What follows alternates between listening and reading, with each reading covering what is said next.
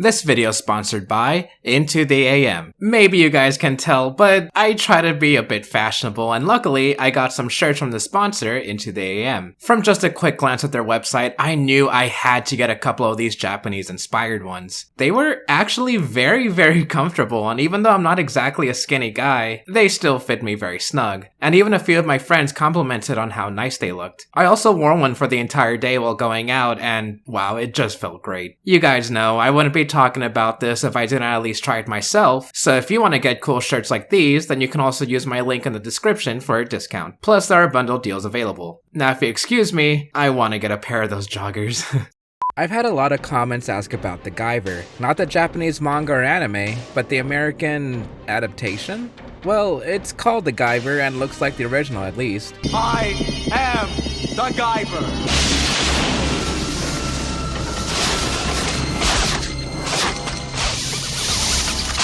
Oh, okay, what is this? I don't know, but I think I like it.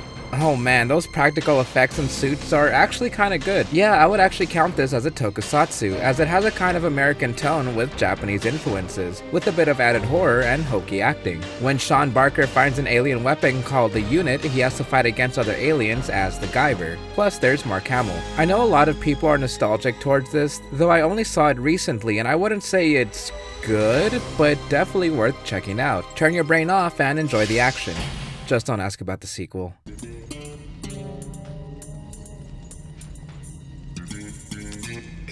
No smoking.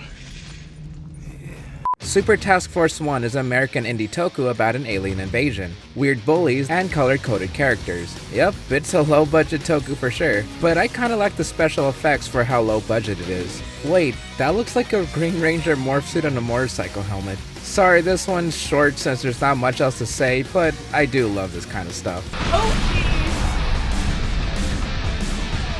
Did you see the size of that? Another highly requested toku to cover was Mystic Knights of Tyrianno. Created by Saban Entertainment, the show was meant to stand alongside Power Rangers as original programming. You can tell it's trying to do something different at least. The Irish mythology is kinda cool, the suits are amazing, and somehow this got 50 episodes. Only downside I can really say is that it's incredibly outdated, especially with that awful CGI. Otherwise, I like the day-to-day stories and I can't get enough of their transformations. Fire within me!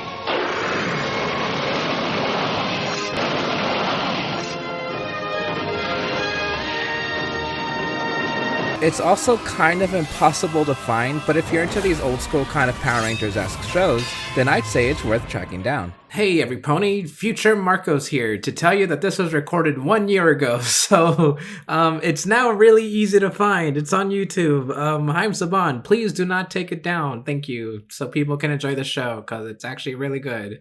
Yeah, moving on.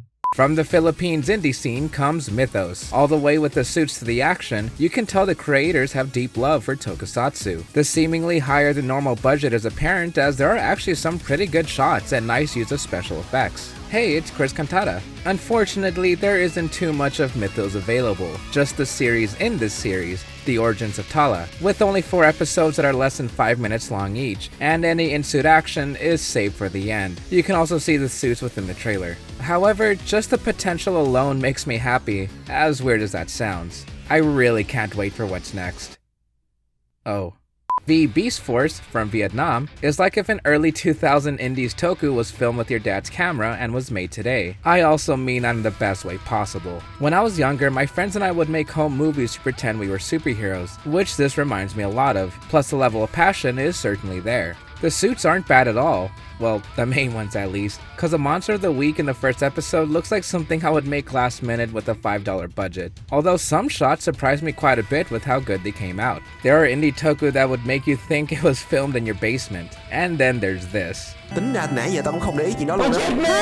Thôi chết rồi, khoai cứu tụi tao. A 6-minute indie toku that's majority action? That's all I need to hear. I was extremely surprised by Oni Blade, if only because I wasn't really sure what to expect.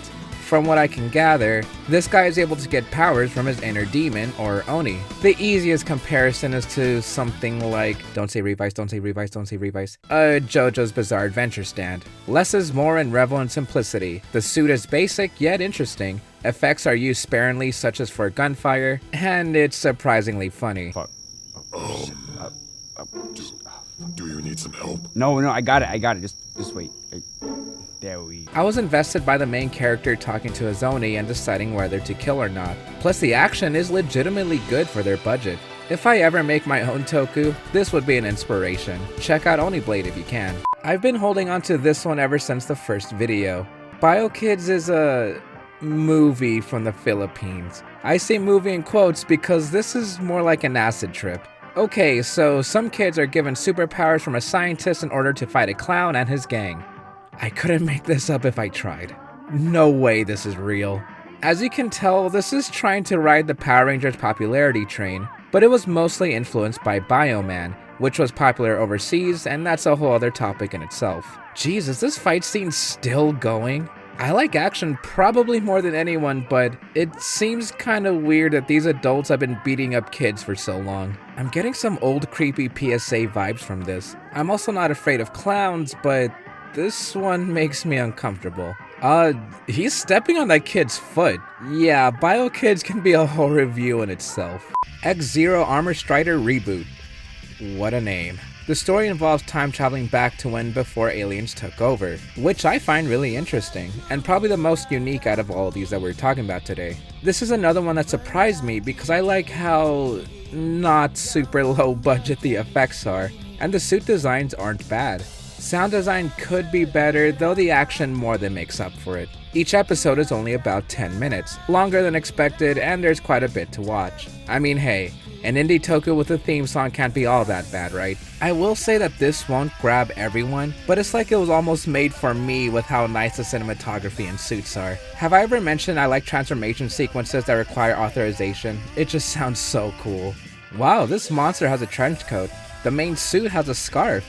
And there's a lot of technological themes involved. Yeah, it's like this really was made for me. Again, not for everyone, but give X-Zero Armor Strider Reboot a try anyway. The biggest non-Japanese TV production is saved second to last, and I've talked about this Chinese series before. To commemorate the 10th anniversary of Armor Hero, we have Armor Hero Hunter. Right off the bat, this is a very pretty show with gorgeous suits, just don't mind some of the CG. While this does take a bit to get going, I think this is genuinely a really good toku overall. Like I said, the visuals are beautiful. The transformation alone is one of my favorites in toku, and the action is just amazing. Normally, Armor Hero can be found on YouTube with subs, but this one is kind of hard to grab, and the ones I did find don't do the show justice. Made even more difficult when this show was split into 2 seasons. Either way, Armor Hero Hunter is one of the best, and finding it in high quality is worth the hunt.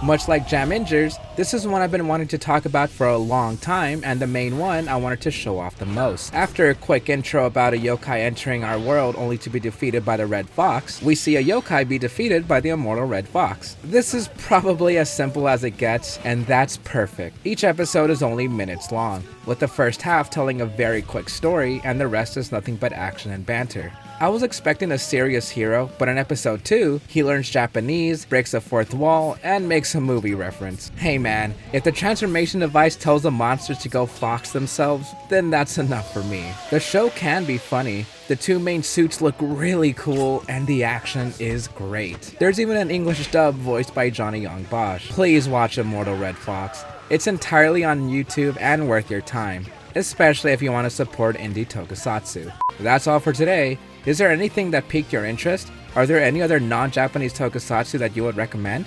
Let me know in the comments below, and I'll see you next time.